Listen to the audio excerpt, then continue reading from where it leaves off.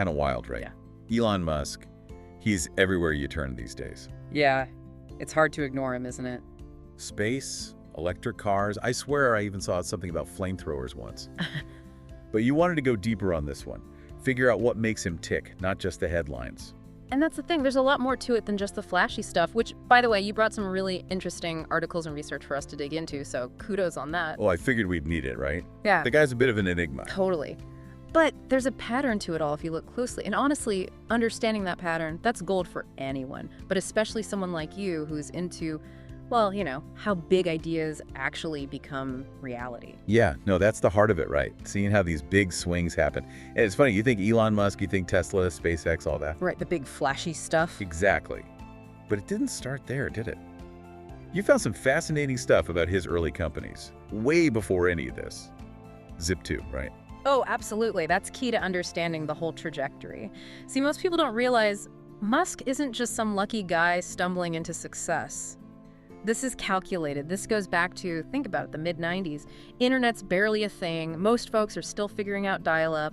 And he creates Zip2. What was that again? Like an online city guide type thing? Yeah, basically the Google Maps of its day, but way before Google Maps.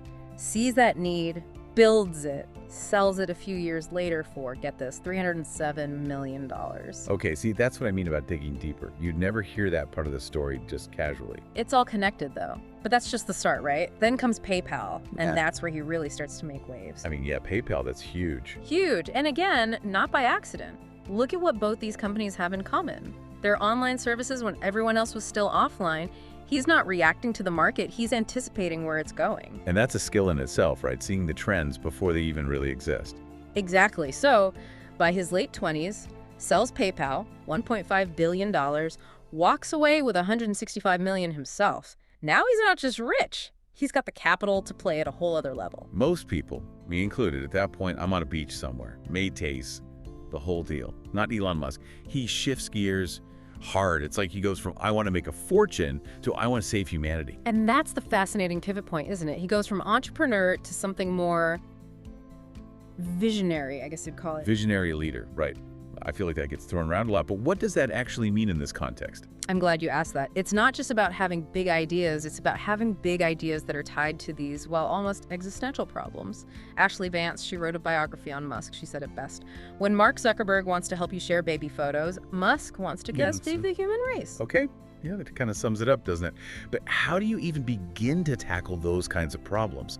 You get all this money, sure, but going from selling internet companies to, like, colonizing Mars, that's a hell of a leap. And this is where studying Musk gets really interesting, even if you're not trying to, build a rocket. This is about the scale of his thinking. He's dreaming at a level that most of us wouldn't even consider, and then he goes after it relentlessly. Which brings us to SpaceX, right?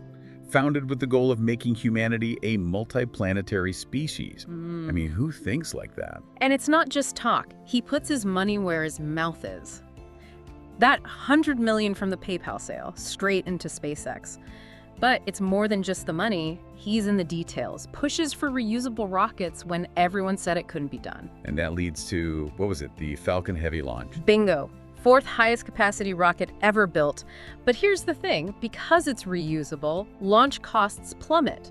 Space travel becomes more accessible, which was the whole point, right? Right. He envisioned a future where it wasn't just for governments or billionaires, and he's making it happen. And at the same time, because the guy doesn't know how to sit still, he's shaking things up here on Earth too with Tesla.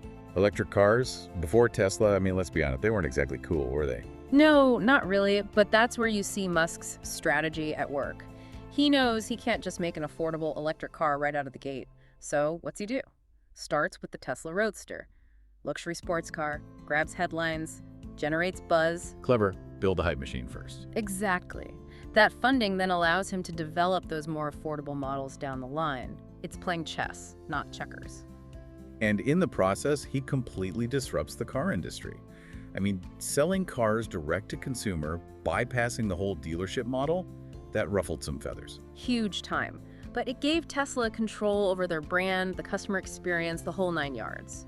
And then just to add another layer to this whole thing, there's SolarCity, which on the surface seems totally unrelated. But it all ties back into that sustainable energy vision, right? Exactly. Musk's thinking big picture. Electric cars are great, but they need a clean energy source.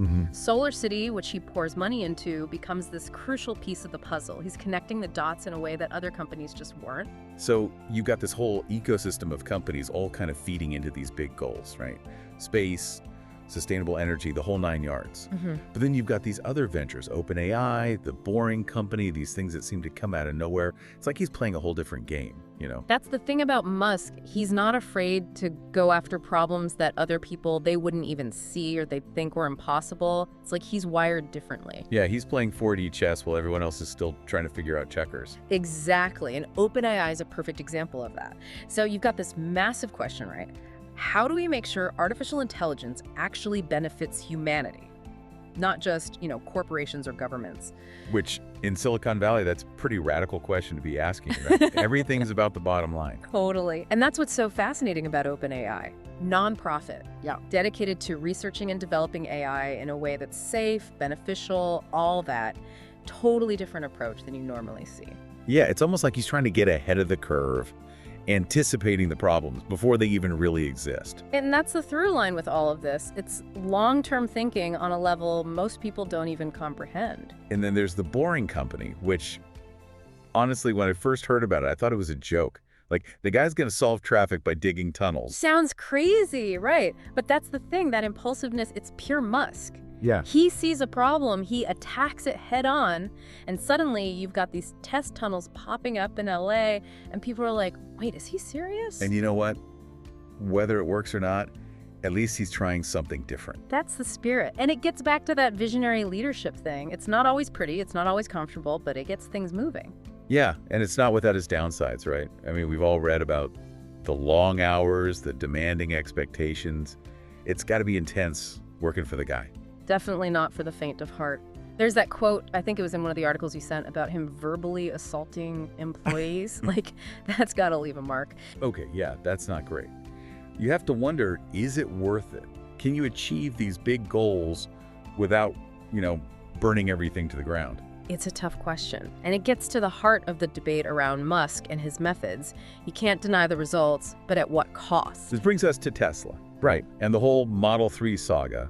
That was supposed to be the game changer, the car that brought electric vehicles to the masses. And it did, to a certain extent. I mean, you look at their market value, even with all the production delays, the financial losses, they were surpassing GM, Ford, these giants of the industry. And it's like people were betting on the future, on Musk's vision, as much as they were betting on the actual car. There's a lesson in there, right? Disrupting an industry, it takes more than just a great product. You need a story, a vision that people buy into. For sure, but those delays, they had real-world consequences, right? I mean, people were waiting years for their cars. And that's where the move fast and break things mentality, it can backfire.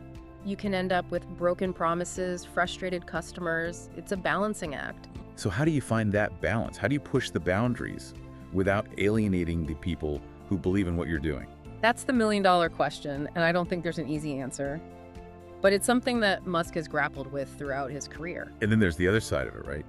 The publicity stunts. Remember when he launched that Tesla Roadster into space? Like, what was that about? Classic Musk, right. Some people loved it, thought it was brilliant marketing. Others were like, dude, seriously, that's just wasteful. I mean, I get it, he's trying to capture the imagination, but sometimes it feels a little tone deaf. It's a fine line, but it highlights this interesting tension, right? Is he a genius or a showman? Visionary or a reckless gambler?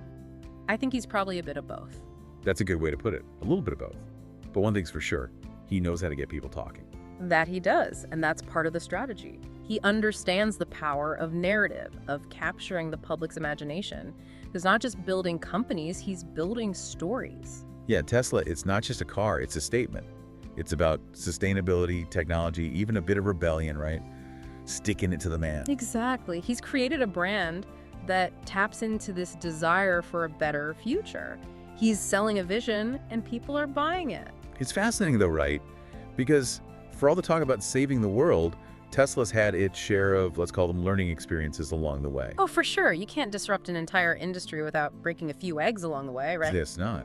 But I remember those reports about the robots going haywire at the factories or the software issues that led to recalls. Yeah. It makes you wonder, How much of this move fast and break things is actually intentional? Is it a calculated risk or is it just, well, chaos? It's a good question, and I think there's a bit of both at play. Look, when you're pushing the boundaries of technology like Musk is, there are going to be bumps in the road. It's inevitable. That makes sense, but how do you balance that desire to innovate with, actually delivering a product that works? Especially when you've got people putting down thousands of dollars waiting months for their cars. Yeah, and that's the tightrope Musk walks. And it's not easy. But I think a good example of how he tries to balance those things is the decision he made to open source Tesla's patents. Wait, he did what? I don't think I ever heard about that. Yeah, he basically said, here you go, world, have at it.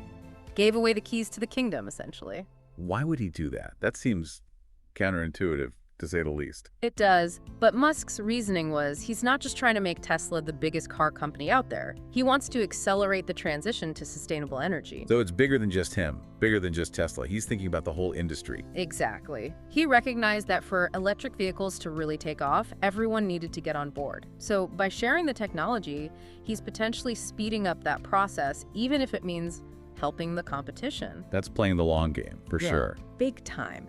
And that's a pattern you see again and again with Musk. He's thinking decades, generations ahead, whether it's colonizing Mars, changing how we get around, or even this whole thing with AI.